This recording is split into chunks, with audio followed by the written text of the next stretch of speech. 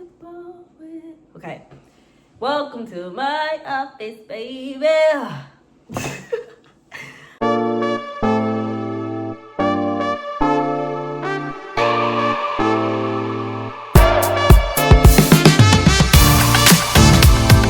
Okay. Hello, how you doing, guys? Let me cut it. Let's just cut it right now. We're gonna get into the nitty-gritty, okay? Cause it's slushy time, and I said right after the video I'm gonna get a slushy, cause I'm a fiend.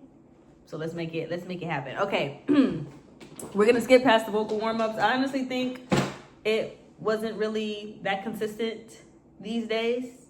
I've been tuning in more to trying to take care of my voice, like drinking a lot of tea, and whatnot. I need to invest in like those little throat nebulizers. These TikTok ads has really been listening to me, so I may have to get that and stuff. But focusing more on vocal health, and the vocal warm-ups are as they usually are. This month was a little more eventful. I have been preparing, as you guys know in the last video, I did a 30-day challenge for like uploading songs or whatever. And one of those challenges was practicing some songs that I had to do for my great-grandmother's celebration that my family was having, my family on my dad's side. So this month, I went over there, which was so, honestly, I want to say it was needed. I haven't seen my family on my dad's side for a little minute, and it usually is like years at a time before I go see them. And I kind of told myself after my spring break trip that I wasn't gonna leave home anymore because I needed to save money to, like, you know, pay my bills down and invest with music and stuff like that, so I have more money to invest. But my great-grandmother, I think she's 97, and they were having a celebration for her, and my grandma called me, her daughter, and she called me. She was like, you know, would you be able to sing for her? So I was like, you know what, it's family. I'm gonna make it happen. So that's what I did. I just came back earlier. Today is Thursday. Well, technically it's Friday. It's 12 in the morning, but I just came back Monday, and I left last week. And it was really nice. It was just a celebration at church, you know, the usual. And I sang 2 songs, CeCe Winans songs at that. I'm pretty sure I mentioned it in the last video too. So, critique moment. I recorded the second song, not the first song. The first song was an upbeat song called Dancing in the Spirit by CeCe Winans. And that was like the, I forgot what the word is, but when people start coming in, that was the song that was being sang during that time. So I sung that one, and it was as good as it was. I didn't practice that one too often because it was supposed to be not the complete song. But then when we did the rehearsal, I just fit it to whatever my standards were because I was the one leading the song. And since last minute, like the choir of the celebration, which was my family basically, joined in, it just seemed easier. So I did that one, and then the second song I actually recorded. And usually I get super nervous about performing. Like, I don't even remember the last time I performed. I can't even tell you the last time I've ever performed, and I'm pretty sure it has something to do with school or something. Like, I'm thinking ensemble in school or my senior recital. But yeah, usually when I perform, whether it's in front of family, friends, like, I just get super nervous. Even when I'm confident and knowing that it'll happen, like, my heart will start racing. I just need to be like, can you stop? Because it will affect my voice. Like, even if I am excited about performing, sometimes, like, I don't know if it's my heart getting to my head getting to my heart, whatever it is, but it'll make my voice shake because it's beating so much. But this time, you know, I prayed about it, and because I practiced so much and prepared for this because I really wanted to do well, and you know, it's a little more pressure when you're in front of people that you know. So definitely with this family, and not surprisingly, I knew this, but I get reminded every time I go over there, like, my family is talented. Like, I pretty much have a family full of singers. That's kind of how it goes. My dad was actually there too, and he was singing in there too. And then my cousins were, and my auntie was part of the choir. So, like, they really got pipes for real. Like, come from a family of singers, honestly. We just got to put our talent to use. But you know, when you're in front of family, and especially the church, like, it's a high expectation of delivering. So I wanted to make sure I delivered properly. So yeah, I think I did very much well. I prayed about it. I make sure I practiced. Granted, I was hanging out with my cousins days before, like spending time with them and stuff. Like when I go over there, it wasn't just for the celebration. Spending time with family was the case as well. So like the night before, I didn't necessarily prep as well, and I definitely didn't warm up completely the day of. But I did great considering. Not great. I want to say I did good considering.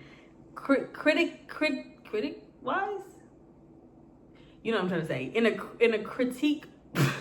In a critical way, when I critique the video, hold on, let me just say this. My family's church is an old church, right? It's a Methodist Episcopal type. It's an AME church. And it's set up in a way, I don't know if anyone's ever had this, but like the choir and the band is like this, side by side. Like when the drums hitting, when I tell you my ears were blown, like it was nuts. The drummer was sitting on the side of the pew where the choir was. The pianist was right in front of him, so still there. Like the choir, the band, and the preacher area is like in the same place. Like there's no space. So I was like, this is insane. Like I forgot how loud that crap was, okay? And it's a little like oldish, so like the quality of the microphone and stuff wasn't like the best. Like when you sing or whatever, you can't hear much. The regulation of the music, especially because the speakers I think is behind the singer where the choir is. So like if you're by the pianist, you're in front of the speaker, and the choir is behind you, and the speaker's like in between y'all. So right in between like I don't know if it's called a vestibule, but like right where the pastor is, the party that sits behind them, it's in that area. So like it was hard to hear. The quality wasn't that good when I recorded it, but I'm happy to say that I was pretty satisfied with how I performed the song. I did, like I said, I didn't warm up as great or good enough, so I did crack one time, but after that one time, locked into place. Okay, so I'm satisfied with it. Was it perfect? No. Was I aiming for that? No. I was hoping that with the range of CC1 is that I could do some type of justice, and I think I did my part. Okay, so I'm not even mad at that. But that was the basis of this month's events, I guess. That was the biggest song related, music related, career related event that happened this month. And in the midst of all that, I'm still, I guess, I don't want to say I'm admitting it because I don't want to admit it and I don't want it to be true, because I feel like if I say it out loud, it is true, but I gotta state the obvious. I feel like I'm avoiding getting past these two songs that I've been mentioning for the past couple videos. But what I did was today, actually, well, since it's 12 o'clock technically yesterday, but anyway, recently I booked a session to record the song in the studio, because being the engineer and the vocal producer and all that good stuff is just not sitting right with me. And if I'm sitting there and I would just want to record and then I worry about getting the vocals right and the layout and trying to put everything and place it together, it's going to discourage me more to even have motivation to do it. So I have to ask for help, you know? Granted, the investing, I think the part of it that made it so difficult was finding an affordable place to record, and also like getting to pay to record, or to like have a studio session to record the music. But I just had to sacrifice.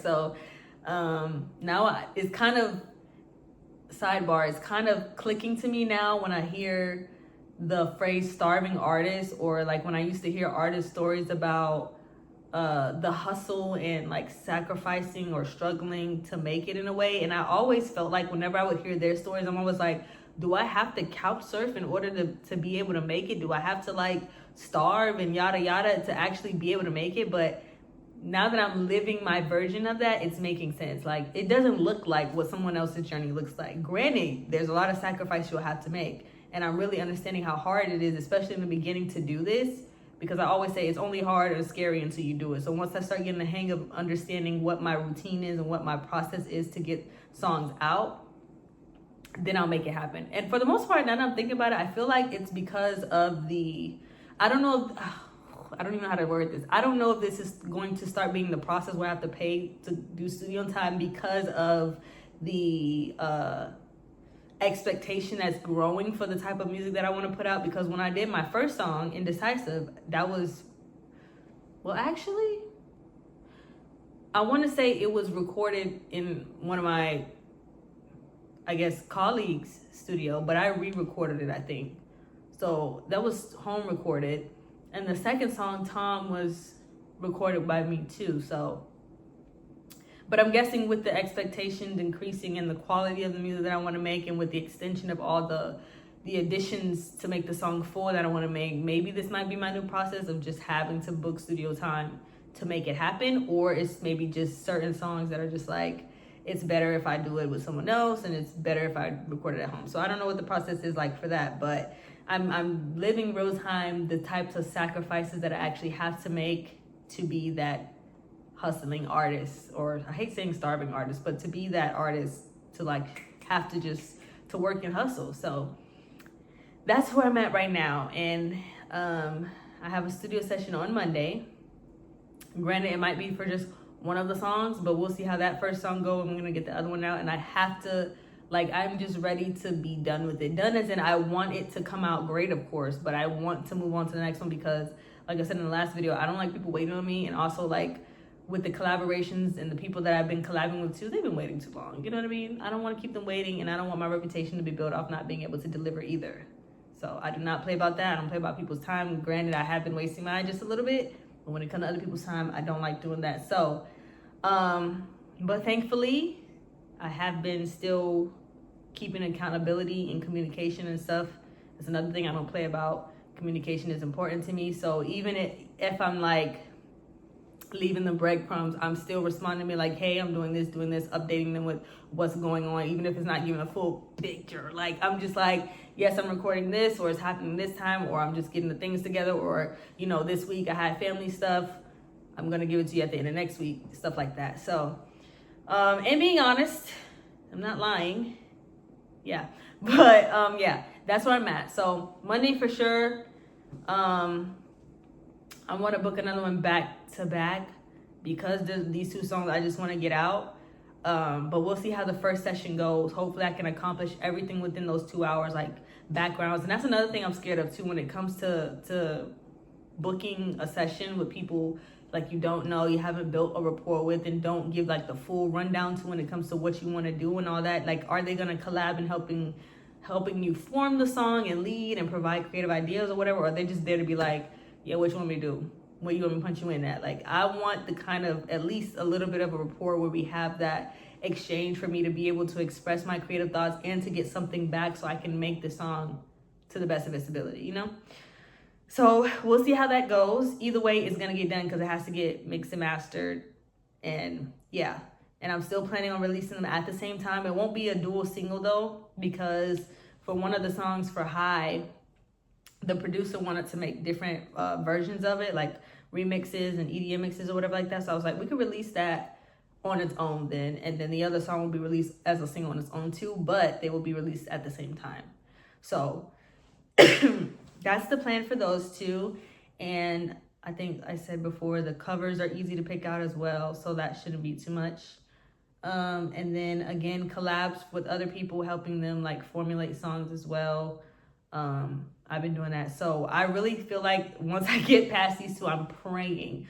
Once I get past these two songs and get them together to be released, we can just actually have smooth sailing from here on out with other music, because it's getting real conflicting, it's getting real shaky with these two things right here. I feel like these two songs, the making of these, are really a testament to like my confirmation of if I want to do this or not. Lately, I think that's what it is. Lately, I've been having a lot of thoughts where I have to take, for some reason, I'll have to take the breaths. You know how you like think about something and then you start zoning out and it becomes like a hypothetical that you're living in your head at that moment, and then you gotta snap back out of it, and sometimes it weighs on you heavy, like you gotta just breathe it out.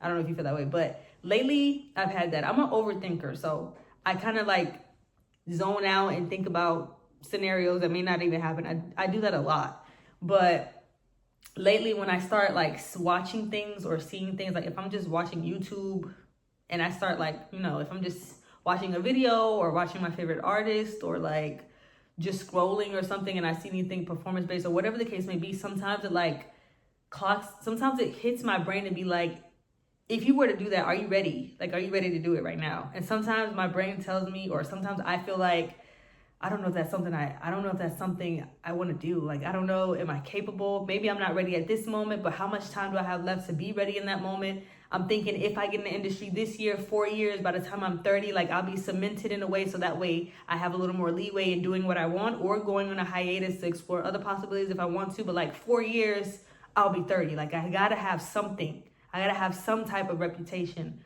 Not some type, but like I have to be cemented with a reputation in the music industry within those 4 years. If I start now and I get in now, those 4 years are enough for me to push the gas, no brakes, and build myself as the artist that I want to be. And then when I'm zoning out, sometimes I'm just like, am I really ready? Like, am I really ready for that? Like, that's scary. If I was to do it right now, I would be scared. And then my heart starts racing and I have to breathe. So I feel like this is really just a testament. Sometimes these songs are just pushing me to be like, maybe this is not something for you. And I hate to say that because deep down in my heart, I know that if I gave up right now, I would regret it for the rest of my life. I literally have those scenarios every now and again when I'm like thinking I'm 46 or I'm 70 and I'm like, I should have just done it. Like, why did you stop? Why didn't you just do it? Like, there's no harm in trying and you decided to just give it up. I would probably cry. So as much as the doubts keep coming, I know there's nothing stopping me, and there's nothing worse than giving up. Like, there's nothing bad you can do by keep going, by keep doing what you love, even if it's not as fruitful as you see it being. There's nothing bad about keep going, about continuing. So I try to hold on to that hope because I don't want to sound too sad, but like it really conflicts me a lot. Like I'm constantly in tension. Like my head and my heart is constantly just fighting. And I don't know if it's because, sometimes being left alone with your mind is dangerous. So like I'm constantly just figuring out, like, what do I do? I don't want to waste any more time, but here I am clearly wasting time. Instead of watching TV, you can be working on this music. So it's just a lot of humane things that are getting in the way. Like, I'm getting in the way. And I always used to say, like, I'm my biggest enemy, I'm my biggest obstacle. I say that all the time. Like, I'm the only one that's stopping me from doing what I'm doing. I'm the only one stopping me from living my dream. Like, there's nothing else in this world that is preventing you from literally doing what you want to do except for you. And that is the hardest pill to swallow. So, damn, I'm going to dwell in sadness now as I get off this. But that's where I'm currently at. That's where I'm currently at. But you know what? After all of the years that I've had, 26 years of whatever intensity or whatever volume of doubting myself, not believing in myself, talking down to myself, or just dismissing myself or degrading myself and undermining myself. All those years of doing that, even if I consider it as being at the lowest, there's no way to go now but up. Like, there's nowhere to move but forward. So like I said, like, I don't want to stop. And now that I'm thinking about it, it's like these songs being a testament, like the longer I stray away and stop, the worse I feel. So if I do keep going and just constantly be about the music and constantly keep making music, I won't have time to think about those things because I'm working on it, because I'm doing it. So now I think I just need to get out the house and surround myself with the people who's a part of that network to help me do it. So booking studio sessions and collabing with producers and having that timeline and accountability of having to deliver to these producers at a certain, period, because you're working with them and you're creating something together in a way. So just building that village and that network to keep doing it. And if I stay involved with the music, there's no way I'm ever going to have that doubt anymore because I'm doing it. And that will be the product of my fruitfulness, God willing. So yeah, that's where I'm at. Sorry it was so sad this time, but yeah, that's where I'm at. And yeah, that's my progress report this month.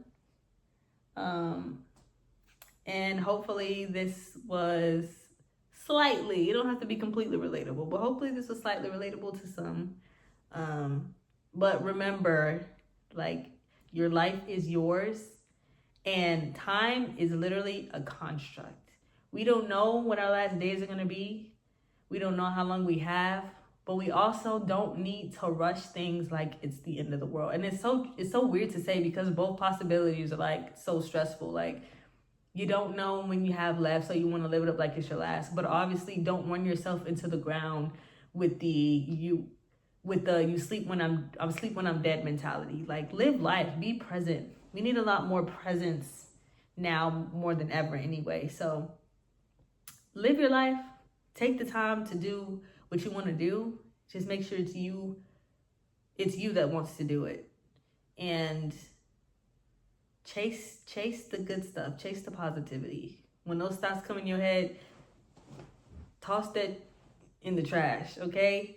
And fake it till you make it. Because sometimes that really does work. And there's nothing wrong with resting. There's nothing wrong with needing a distraction, whether that's a break from working on what you love and getting a chance to have a spark of inspiration again, or hanging out with people that make you happy, or eating your favorite food, or blasting music you haven't heard in a while. Just have those moments of escape, because those moments of happiness kind of forces you to actually like appreciate the life that you have. And it can always get better. You just gotta chase what's better for you. So that's my spill. That's my progress reports.